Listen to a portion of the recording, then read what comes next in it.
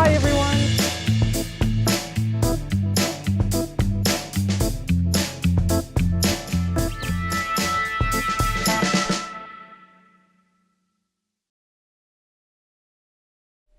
Hello and welcome back to another wonderful day here at the online summit Connecting Soul Beings. Today it is my honor to introduce you to Trisha Wren. Trisha is based in New Zealand and she founded her company Everything Energetic. Trisha is an animal communicator, a healing and energy rebalancer as well. And we talk about how she got into animal communication and how unusual it is to be able to do this here in this world. And we also talk about energy balancing and connecting to the animals to allow the healing for us to take place as well. So grab yourself a cup of tea or coffee and enjoy this beautiful conversation. So today we are joined by the wonderful Trisha Wren from Everything Energetic. Trisha is based in New Zealand and she's an animal communicator. Welcome, Trisha. Hi, thank you. Thanks for having me. You're very welcome. It's wonderful to have you here today, and it's absolutely amazing to talk to another animal communicator, which is fantastic. Yes. Yeah, wonderful. So I'd love to find out, how did you actually get into animal communication? Well, it's been a bit of a long route, I think. I've had animals all my life. And I've had horses all of my adult life. Oh, wonderful.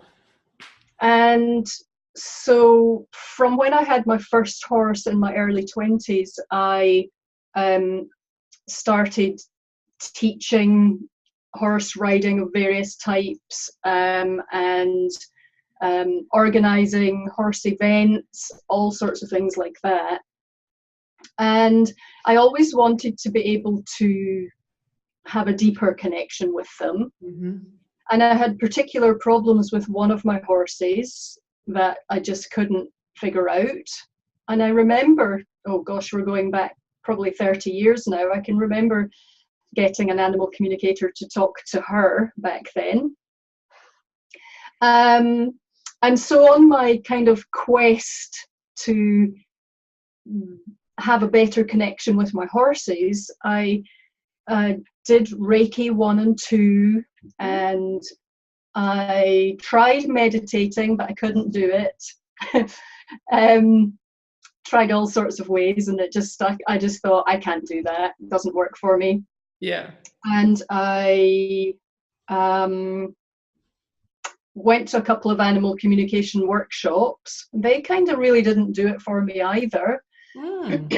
Something about the format, excuse me, the format of the in-person format of a kind of weekend workshop with lots of people and live animals and also photos of animals. Mm-hmm. I got bits and pieces of information there and then during the course, but when I came home, I couldn't replicate it. So I just thought, I can't do this. I'm useless at this. It's not meant to be, you know. And it wasn't until about 4 or 5 years ago now, when a friend took me to a meditation group, that things really opened up for me. There was something about that particular group. It was a long established group, and they had really strong energy and established connections with the universe and all kinds of interesting beings, if you like. Yeah. And from the very first night that I went to that group, everything just exploded for me. And so from then on, I felt kind of like I'd been fast-tracked, and every different kind of experience was thrown at me, which was great. And I'm the sort of person that is insatiably curious, which I see as a strength. Yeah. And I have no fear. Nothing bad has happened to me, and nothing bad is going to happen to me. And so I just kind of say, bring it on, you know, and what's next? Mm. So I had all these amazing experiences, and I was working as a riding instructor, Mm-hmm. teaching biomechanics to horses and riders, and so teaching them how to use their bodies better, basically, Mm-hmm. and traveling all over New Zealand and Australia doing that. And so when I was working doing that, I kind of had a captive audience. So I Yeah. would start practicing these things that I was getting in this meditation group on the horses in those classes that I was teaching. And so I just kind of expanded things from there. And so on the one hand, I think anyone can do this, and if you have access to the right energy and you're open to it, you can probably do this. Yes. But I also think, for me anyway, it is a practiced skill. Mm-hmm. I think because I'm doing it all the time, my abilities keep building. Mm-hmm. I don't consider myself to be, this might sound odd, I don't consider myself to be a natural animal communicator, or what is considered to be the norm as an animal communicator. Yeah. I don't get streams of conversation. I don't get, if I'm at the beach or the dog park or something, I don't have all those dogs chatting to me and clamoring to be heard. I just don't get those streams of conversation like that. That's not how it works for me. Yeah.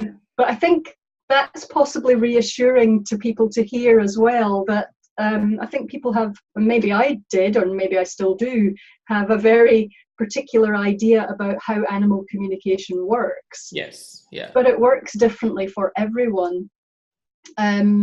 Some people get those streams of conversation, and some I see pictures, I see colors, I see energy. Mm-hmm.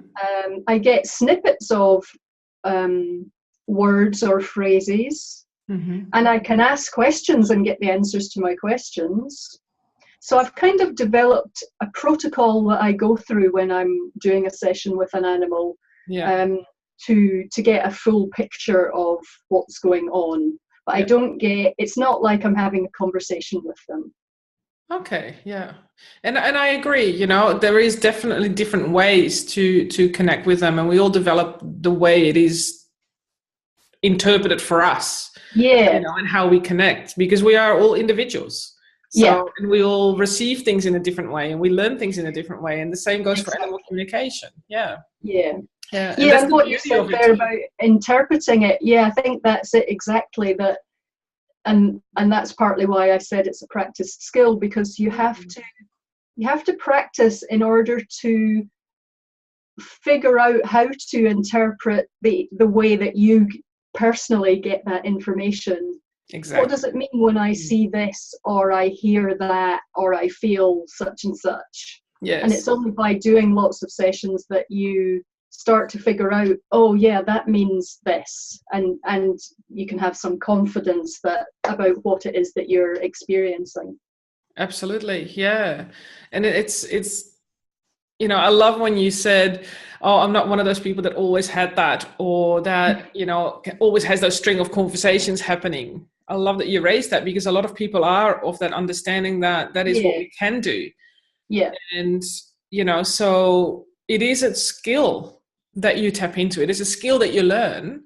We yeah, can do it. However, like you say, be open to that energy, and then practice, practice, practice. And that's yeah, exactly what it is. You do yeah, practice around that, and then it yeah, becomes second nature. And you can switch it on and you can switch it off.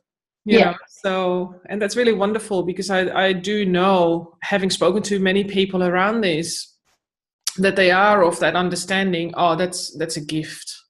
That's something that yes, nobody else can do but you. And if someone else can do it, they are born that way. yeah, And that's really interesting, because yes, we are born to be able to tune into it. We are born to have access to those levels of communication? Absolutely. Mm. It's how you are going to be using that throughout your life. And with animals, that comes in, you know. Yeah. I am one of those people that can walk in the park and I can hear everybody chat to me. However, I make the decision whether I'm open to it, yes or no. Yes. To them, it's like, am I open to having that social party? Am I open to Yeah. doing the business? So, but most of the time for me, I just love it because that's part of me re-energizing as well and being out in nature and connecting with all the animals. I love having those conversations, Right. It pops in and out. Yes. But I've learned to be able to switch that off and on as Yeah. well. So, Yeah. Well, it would, because it could be overwhelming or exhausting if you absolutely. didn't learn to control that. Yes, absolutely. It is. It can be very overwhelming. And also, it can drain your energy, Mm. and if we don't learn how we can actually manage that, then you can be tired every single moment of the day. Mm. Yeah. So how is that for you? Because I love it when you say, I can see the pictures and the colors, and for me, to an extent, I have that as well. However, for me to see pictures and colors, I use my hands and I apply Reiki, and through my Okay. hands I see. Right. So I have my third eye going on and off, where a lot of people can see through their third eye. That's the clairvoyance part. Yeah. However, for me, I hear a lot and I feel even more, but the seeing doesn't come until I activate my hands, and then my eye and my hands work together to be able to visualize Right. it. Yeah. That's So interesting, isn't it? yes. So I'm curious to I find out get. from you. Yeah. Well, so I would say that I am clairvoyant, Mm-hmm. and I also get feelings, but more not so much feelings like pain, but emotions. Ah, okay. So I can feel if the animal is scared or anxious or Mm-hmm. sad. I feel that. So that's how I interpret what's going on. They Yeah. don't say I'm feeling sad. I feel the sadness and know that they're sad. Yeah.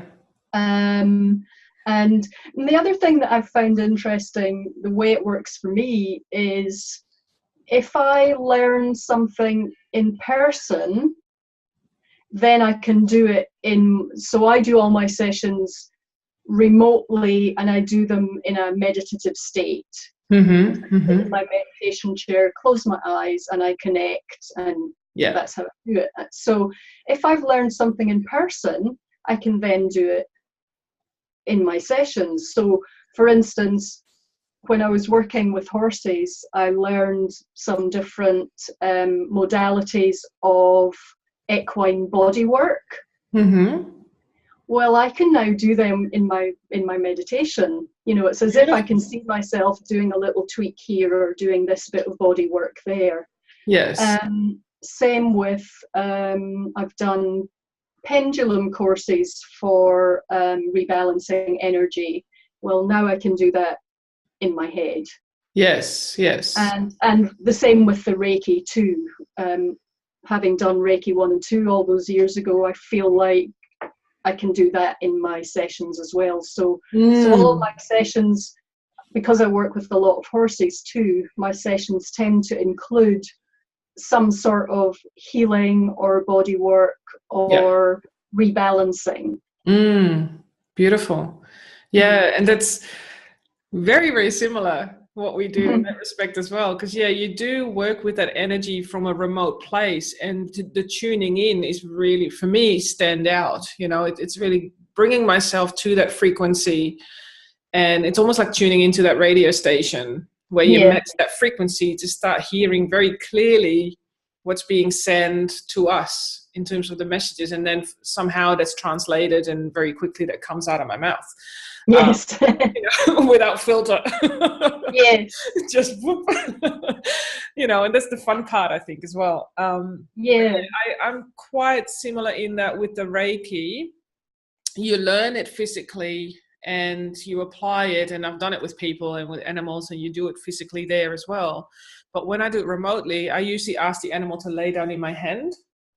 And then with my other hand, I go over it, and then I scan the body and then apply the healing wherever that's needed. And then I also get more information again because I use my hands. Therefore, there are more pictures becoming more visible. Yeah.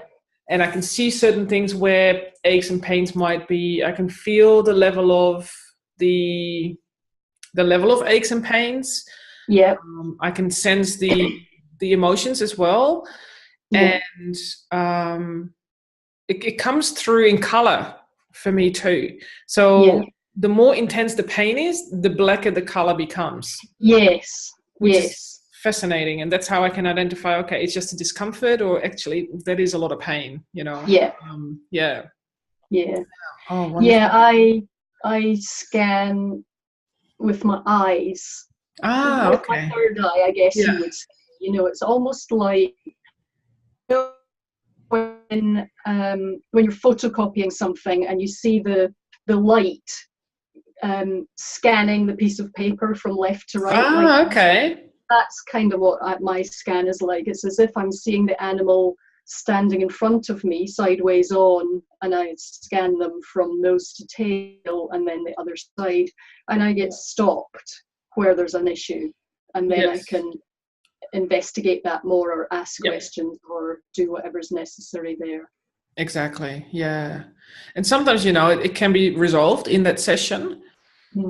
And sometimes the animal says, oh, I actually need to go and see a vet, or something needs to be adjusted in my food, or whatever that is. Yeah. Fascinating. Yeah. It's actually good to talk about this, because you often don't realize that I do know that people experience it in a different way, because I do teach people how to communicate with animals as well. And that process, and having been a vocational education and trainer for many years as well, there are the different learning styles. And I have noticed that there is a similarity in that. The way we learn often is also the way we communicate at a spiritual and energetic level. So if we are very visual in learning, we are often clairvoyant as well. So I would say that's probably the case for me, because I'm visual kinesthetic, and that's definitely what I get when I'm doing animal communication sessions. Yeah, for me it's kinesthetic and audio, and then visual. So it's wonderful how that all works together. I know. I wondered how so for the last year and a half, it might be a couple of years now, about once a month now, I go to local spiritual fairs and do sessions, little mini sessions in person. Okay. And the first time I went, because most of my sessions are remote, people just email me a photo of their animal. Yeah. And I thought, oh, can I do this in person? On the spur of the moment kind of thing, not just sitting calmly in my chair. I actually have someone sitting in front of me waiting for the words to come out of my mouth. Can I do it? And I did have a sense of trepidation the first time I went along. But I just kind of handed over the not the responsibility, but the worry, any concern about it. If I'm supposed to do this, let me do this. And it just seems to happen. And so it's interesting. I think it's probably good for me to have that, be doing it a different way as well, and have those different experiences, and have to access the information slightly differently. Doing it in person like that. So that's been quite interesting too. And like you, I've been teaching, I developed an animal communication course, but mine is online, because I hadn't had a great experience doing it in person all those years ago. And also because I'm in New Zealand, and it's a much smaller population here, and therefore if I was doing it in person, you've got a much smaller pool of people that could potentially come in person to a class. So I thought, no, I'm going to do this online. And so we've had Kiwis, Australians, and on my last course I even had someone from the UK, which was interesting time difference wise, but we managed. Yes. Because it's all live calls. Okay. And so it's been really good. I think what people get out of it the most, apart from the fact that it runs over 6 weeks, so they're getting new information each week and new the ability to practice that and come back the next week and share their experiences. So they're adding new layers each week and getting a really solid experience and skill. Yeah. Apart from that, the biggest thing they get out of it is being able to share with each other the experiences that they get, and the fact that one person sees stuff very clearly and one person gets streams of information and the other one just feels the emotion or the pain. They find it really reassuring that actually we all get the information differently. Yes. And it just comes back to figuring out how you get your information and being able to interpret it and practice that. Get that really solid. Yeah, definitely. Yeah. And that's absolutely what I experienced too, and people often start off with saying, oh, I would never be able to do that, or block here or block there. And then I usually refer back. So what is your initial way that your primary way of learning?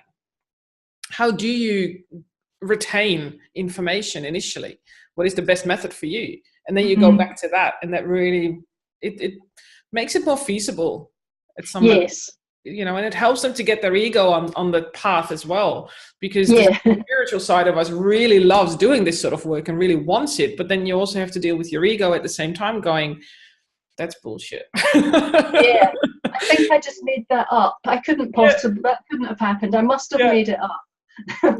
Oh God, sometimes, and I'm sure you have it too, even though we've been doing it for so many years, it still comes up on occasion where you sit there and you hear something from the animal and it's like, nah, this can't be, I'm just making this up to go along. But then you get the validation from the client going, actually, that is the case, and just put on here and then. I'm like, oh, okay. I learned that fairly quickly because I had a few experiences early on where I thought, that's really random, that can't mean anything, or I don't think I should tell her that, or that sort of thing. Do a quick check-in and get, no, you're supposed to tell her that.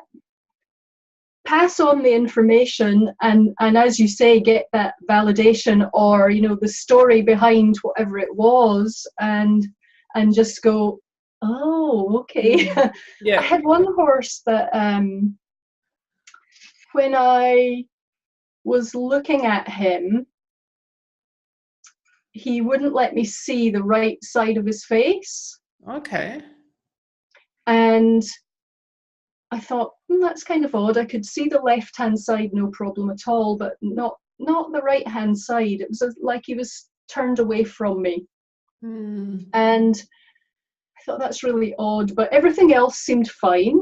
And sent my email back to the owner telling her everything that I'd got, and I thought, should I mention that, or is that irrelevant? Oh, I better just mention it. So I put in there one slightly odd thing. He wouldn't let me see his right hand side. It was as if he was turned away from me the whole time. And she emailed back and said, oh yeah, he was very in his later years, he was very he lost his sight a little bit in his right eye, and he was very cautious around people that he didn't know, and he wouldn't let them see his right hand side until he felt confident about them. Or he knew them. And I just kind of went, oh, okay then. So I've learned just to pass it on. Even if it makes no sense whatsoever to me, I pass it on, and invariably the owner says, yep, that sounds like her. That's because of such and such, or and they know exactly what it's about. Yes, absolutely. And that's wonderful, because then it really resonates for them too, because it's a validation for them to say, "Oh, wow, you're actually talking to my horse." You know? Yes. Okay. But also for ourselves to just revalidate that it is what it is. Yeah. And yeah, I love it that you check in with spirit to go, okay, is this something that I Yeah. want to Yeah. pass on? And they definitely, yeah, and they're quite persistent in that too, I've noticed. Yes. It's almost like you get slept going, come on, you have to share Yeah. everything. So what I now do is through email, sometimes it comes very quickly as well, but more often than not, I actually record what comes through because I have to verbalize it, and it comes through Right. so quickly that sometimes I can't even, and I type pretty quickly, but I can't keep up the speed of the writing and the typing of what the information is that comes through. Yeah. So I audio record everything, and that's what I send Right. through. And I go, here it is, listen to it, and let me know, and then and that's for me personally also the best way because I can really remain focused. I don't have to worry about writing Yeah, things down. definitely. Yeah, when you're getting streams of words like that, that's a good way to do it. Yeah. Yeah, Yeah. definitely. Mine is more, because I don't get that, and mine is more structured, if you like, because I don't get that. Yeah, I just make notes as I go, and then I type it up and send it back to yeah, them, yeah. and then go to and fro. Exactly. Yeah, yeah. And it's a wonderful way to do it as well. So I was just thinking back to what you said earlier about the overwhelm. How when we, for example, walk around and we feel really overwhelmed and drained and tired, I can appreciate that a lot of people may experience the same. And they might not even know what that is. Mm. People who don't even talk to animals or not having that spiritual connection very consciously, they might walk around somewhere or they go to an event or maybe go out shopping and they come home and they feel really drained. And Yeah. I have heard that people say, oh, that's just because I'm just tired, right? But they may not realize that it is an energy drain because you might go to areas where there is a lot of stuff coming through that we're not recognizing. And it might even be, the negativity around certain areas too. Yeah. How would you suggest we can cope with that? What can we do to prevent that drainage? I think that's a very common thing for people who are empaths. Mm-hmm. Um, and you're right, there are probably a lot of people out there who don't realize that they're an empath. So if you get those feelings of exhaustion, the thing to do would be to start identifying when you feel certain ways. Where have you just been? Who have you been around? That sort of thing. Does it happen only when you've been somewhere very crowded with people, for instance, because there's a lot of negative energy? If you're an animal empath, is it when you've been to a horse show or the zoo? That's kind of when it gets me. So being able to identify when it happens, or is it when you're with particular people? Maybe you're picking up their emotions. I had one friend who was sitting in the doctor's surgery feeling absolutely fine. I think she was just there to pick up her husband's prescription or something. She felt fine. Somebody came in and was in obvious distress, and next thing she knew, she was having a panic attack because she was picking up all that distress. Starting to be able to identify it and know when it happens for you would be one thing. And there are things you can do you could avoid going to those places. You could avoid being around those particular people if that's an option for you. You can learn how to keep your energy in a good place so that doesn't affect you as much. You can learn ways of protecting yourself so that sort of thing kind of bounces off you, if you like, as if you almost have a protective shield around you. So there are things you can do. I always thought I am I'm curious about the link between being an introvert and being an empath. I feel like maybe there's a link there, but maybe not. I'm not sure. I'm an introvert. I get energetically drained when I'm in crowds of people. Yeah. Or, you know, lots of people talking at the same time. Yeah. I'm much better one-to-one like this. Put me in a crowd and I just shut up. You know, like I don't compete to have my voice heard. I don't talk over people. That's just not me. And I always thought that's because I'm an introvert, but maybe it's also because I'm an empath. I'm not sure where the line is there. Yeah. I can remember even as a child, if my parents had visitors, say family friends came for the day at the weekend or something, I can remember going up to my room in the afternoon for a nap just to get away from all the hubbub, because it just completely drained me. And you know, I'm getting older now and I'm only just figuring some of these things out. So there are things that you can do, and it is useful just to know that you're not alone if you feel those things. It's not weird. There's nothing wrong with you. You just have to find ways of coping and ways of protecting your energy. Yeah. Oh, I agree. I mean, and being an empath, there's absolutely, what am I trying to say? You always pick up those sorts of energies, and it is probably more challenging for empaths to deal with that. And I also believe that being an introvert has a strong connection to being an empath as well. I strongly believe that. We definitely need more time by ourselves to re-energize. Yeah. And we also need more time to be able to identify, where is that coming from? What is the source of this? And then work it out from within. We also probably need more time by ourselves, because it is more overwhelming and distracting for us to be amongst a lot of people in groups all the time. And that can cause a lot of stress at the same time as well. Yeah. It's not just the physical drainage, it's also the stress levels and just mentally not being in the right headspace. Yeah. I think for empaths that's definitely true. Yeah. So what is the one thing that you would do?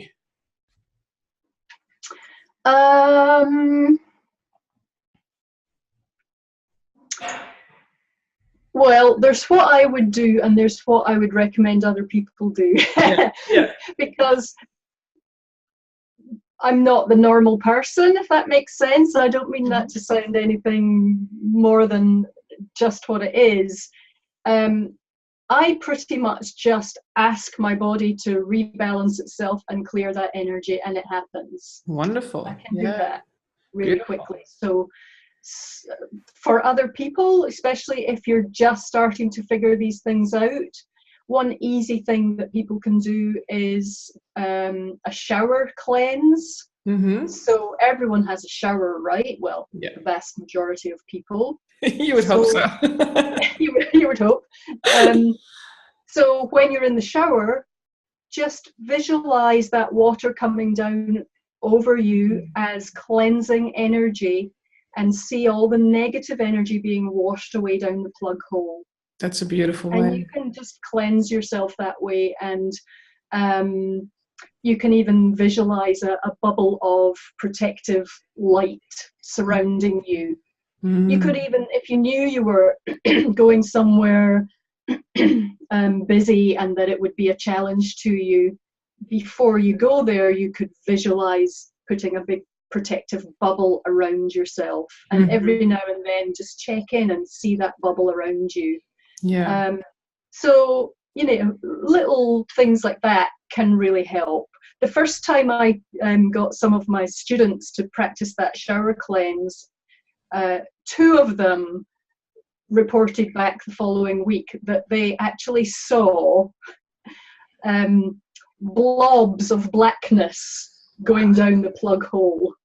Wow. And they were slightly alarmed, and I said, well, yeah, not great that you had all that black stuff attached to you, but really cool that you're getting rid of it now. Yes. And you have a way of doing that.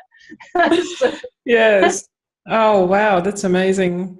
yeah, And it can be that intense, it can be that that must have been really strong energy then to be able to yeah, visualize it, even yeah, for them to be aware of it. Yeah, that's wonderful. Yeah, I mean, for me as well, I mean, there is a variety of ways to do it, and it probably for me depends on the intensity of what I experience in that negative context. yeah, I do the shower as well, which I really love, but I also do the cutting of the cords, which helps yeah, me cleanse at the same time. And what I mean by that is the etheric cords that are yeah, attached.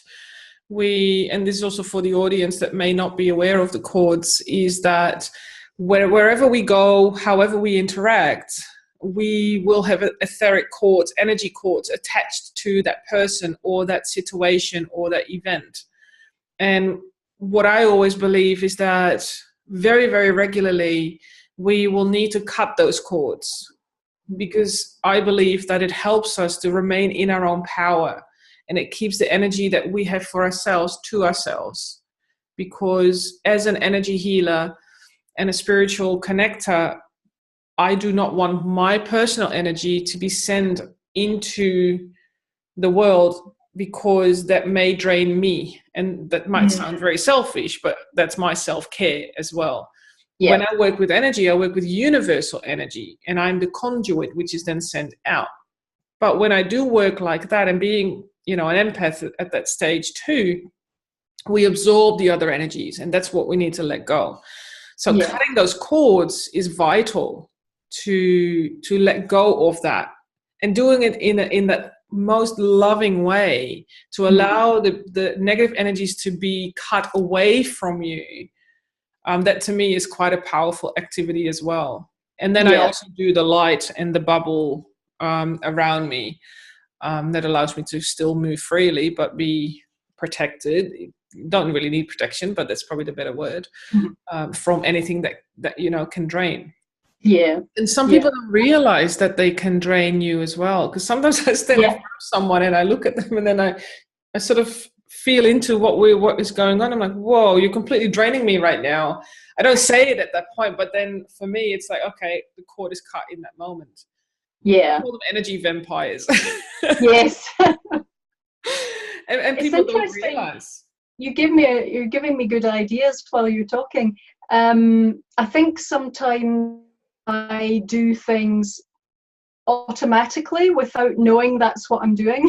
Yes. um, I've just this past week I've been investigating and working on developing a protocol for clearing the past lives of horses, Mm. because I suddenly thought, just on Monday this week, I suddenly thought, well, I know from all the work that I've done that horses are reincarnated very many times as horses. Mm-hmm. And I know that we are reincarnated many times. And I know that for us, our past lives can have a big effect on us if they haven't been dealt with. Yeah. And I do that work with humans too. So I know that, but for some reason it hadn't occurred to me that horses that have had all these incarnations might be being adversely affected in this lifetime by one or more of those previous lives. Yes. Yes. So something you don't know about me is I'm a bit of a statistics geek, Oh, and I love like it. spreadsheets. Great. Now and, I know who to approach to create that. and I like doing little surveys. So I put out the word on Monday that I wanted to do a survey to ask horses whether they were being adversely affected by past lives, and if so, how much. Mm-hmm. And I use a pendulum when I'm doing my little surveys. This is my really fancy pendulum. Oh, wow. That looks amazing. So I used the pendulum to ask those two questions, and I tested 103 horses. And only one of those horses was not affected by any past lives. Mm. A second one was only 10% affected, so pretty low. Yeah. The rest were all 70% or more adversely affected by previous lives, Wow, that's which staggering. totally blew my mind. Yeah. So I've been working on that this week, and I've probably cleared this week about 15 horses so far. Mm-hmm. And what I'm doing is going back to that past life, and clearing any negative emotions from back there, resolving any unresolved issues, and that seems to be doing the trick. And you just made me think, oh, etheric chords. I need to do, that's probably what I'm doing, but maybe I'll just put that word in there to make sure I am actually doing that. You It probably feels are, like that's yes. what I'm doing, kind of just resolving everything that happens back then so that they can move forward in this lifetime. Yeah, exactly. So yeah, I love investigating those kinds of things and seeing what the patterns are. Yes. And it enables me to kind of home in on areas that really need attention and help more animals. Beautiful. Yeah.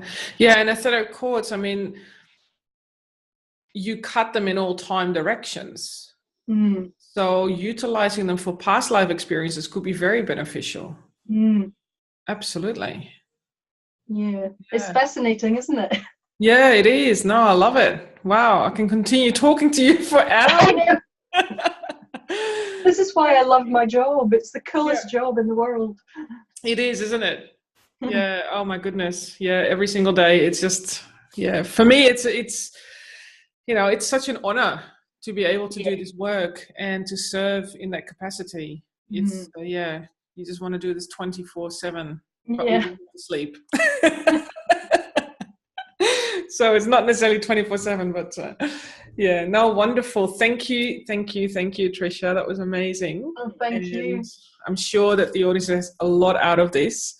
We're keeping it real, right? Yeah. Very practical, yet we connect to all the spiritual realms, which is amazing. So thank you so much. I've enjoyed it. Thank you.